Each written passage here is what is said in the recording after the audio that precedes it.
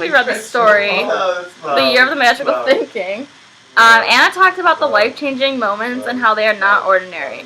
So she was saying how moments like experiencing a death are unforgettable. She also talks about the struggle Joanne felt when her husband passed away. Joanne couldn't get rid of his belongings, like his shoes, because she believed that he would eventually come back and get them. Joanna had a really hard time and felt shocked and had a hard time with the whole grieving process. Okay. And then Emily talked about the insanity and how the title of the story, The Year of the Magical Thinking, is symbolizing Joanne's insanity as she felt over her husband's death, which is significant to the magical thinking aspect in this book, because magical thinking means insanity. Soon though, Joanne realizes that death is a natural cause and comes content with natural events like death and other things happening. And then Zoe didn't submit one, so I'm going to pass over her.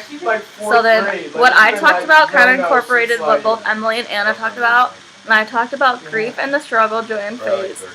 She had to grieve from the beginning of the book with her daughter's hospitalization, then her husband's death, which happened while her daughter was in the hospital. This intertwined with the insanity that she felt. She lived life in the moment as if nothing happened, and she believed that her husband would come back, like how Anna was stating how he'd come back for his shoes.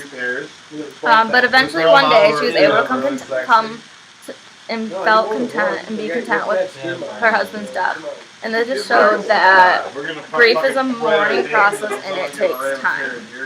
Okay, so then a few questions I have is, how do you think the author felt writing a story about a time in her life when she was physically there but not emotionally there? And then my second question is, during the death of Joanne, their daughter was in the hospital. How do you think she dealt with being sick and the mourning process of her father's death? And that's all I have.